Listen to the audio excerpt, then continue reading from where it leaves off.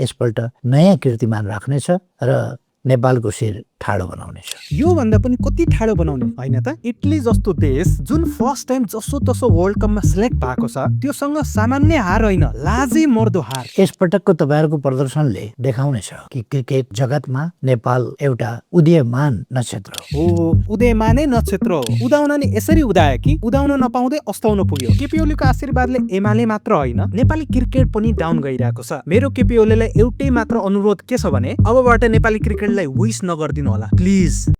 Joke सपाट, यो game त आँखा बन्द गरेर जित्ला भनेको त हार्न पनि यसरी हार्यो कि अबको नेक्स्ट गेममा एउटा पनि अडियन्सले ग्राउन्डमा खुट्टा टेक्ने छैनन्। यो गेम एउटा खतरनाक टिमसँग भएको भए पनि चित्त बुझाउनु हुन्थ्यो, तर इटली जस्तो देशसँग यस्तो शर्मनाक हार। अब बाँकी रहेको 2 गेम भने जस्ट कोटा पुर्याउने हो अनि प्लेनमा चढेर घर आउने हो। नेपाली क्रिकेटको मेन प्रब्लम भनेको यही हो, चलेको दिन सबै चल्छन्, ढलेको दिन सबै ढल्छन्। टप अर्डरको ब्याट्सम्यानहरूले सिली मिस्टेक गरेपछि त्यसपछि आउने ब्याट्सम्यानहरूले अलिकति सिरियस हुनु पर्दैन भने अर्ली विकेट्सहरु गइसकेको छ, त्यही नै पछि आउने ब्याट्सम्यानहरु भने हावामा ब्याट घुमाइरहेको छन्। कम्तीमा रन नआए नि विकेट्सहरु बचाउनेतिर त लाग, तर छैन। फिल्डमा एकपछि अर्को आउँदैछन्, ब्याट घुमाउँदैछन्, जाँदैछन्। कुशल भुर्तेल डट बलको प्रेसरले रिस्की शट हानेर आउट। आसिफ सेफको ब्याड लक। रोहित पौडेल फर्ममा देखिरहेका थिए तर बढी नै एक्साइटेड भएर क्याच आउट। अनि आउँछन् हाम्रो लायन दिपेन्द्र सिंह ऐरे। टुक टुक टुक टुक अनि गुगली पढ्न नसकेर बोल्ड। अनि त्यसपछि आउँछन् हाम्रो लिटिल लायन लोकेश बम। आउन पाएको छैन, सिधै बिग शट लगाउन खोज्छन्, त्यसपछि क्याच आउट। अर्ली विकेट्सहरु गएको छ, कम्तीमा पिच रिड गरौँ, अलिअलि रन बनाएर पार्टनरशिप बिल्ड गरेर एउटा मोमेन्टम क्रिएट गरौँ भनेर सोच्नु पर्दैन भने अब त्यसपछि आउने भनेका टेलेन्डर नै हुन्। तर मलाई के को मतलब, म त लास्ट म्याचको हिरो हो नि भनेर ब्याट उठाउँछन् अनि उता अम्पायरले चोर आउँला उठाउँछन्। अनि फाइनली आउँछन् हाम्रो ट्रम्प कार्ड गुलसन झा। गुलसन झाको किस्मत भनौँ या उनको आफ्नै हरकतले जहिले पनि यस्तो बेलामा म्याच फसाएर जान्छन्। कम्तीमा आफूभन्दा अगाडिको ब्याट्सम्यानहरु आउट भएपछि टेलेन्डरसँग मिलेर 2-4 रन भए पनि एउटा सम्मानजनक टोटल स्कोर बनाउन सकिन्थ्यो नि, तर किन बनाउनु, मैले मात्र ठेका लिएको छ भन्दै उनी पनि आउट हुन्छन्। धन्न टेलेन्डरले भए पनि अलिकति भए नि रन जोड्छन् र रन बलको एउटा टार्गेटमा पुगाउँछन्। लास्ट इङ्ल्यान्डसँगको म्याचमा पनि मलाई चित्त नबुझेको कुरा भनेको यही नै थियो। लास्ट ओभरको सेकेन्ड लास्ट बलमा 1 रन लिएको भए लास्ट बलमा जसै पनि बिग शट लगाउनु थियो र त्यो बिग शट लगाउने एबिलिटी करण केसीमा पनि थियो, तर नै मै नै फिनिश गर्छु भनेर लोकेश बम बसे र लास्टमा के आयो,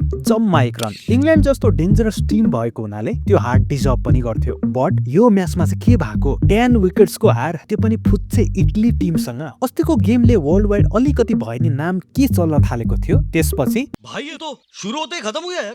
खैर जे हुनु थियो भइहाल्यो। यो एउटा रिस भन्दा पनि नेपाली क्रिकेट फ्यानको एउटा आवेग मात्र हो। होप गरौँ आउने 2 म्याचमा यस्तो गल्ती भने दोहोऱ्याउने छैन। टिममा क्यापेबल नभएको पनि होइन के फेरि, तर जहिले पनि इम्पोर्टेन्ट म्याचहरुमा हुन्छ चाहिँ के। अब सुपर रेडको सपना त्यस्तै नै हो, तर यो इटलीसँगको बेइज्जत अलिकति भए नि आउने म्याचहरुमा मेटाउने कोसिस पनि गर्नु होला। त्यसको लागि हामी सबैको तर्फबाट बेस्ट अफ लक।